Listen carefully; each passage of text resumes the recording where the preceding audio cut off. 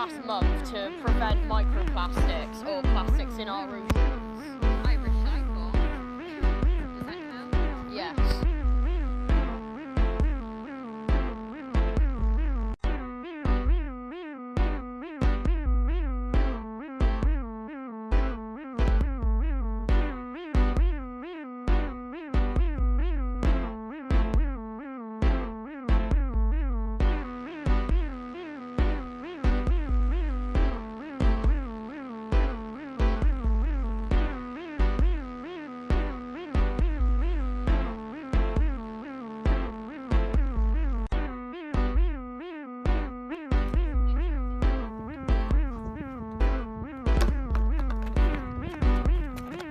Excuse me,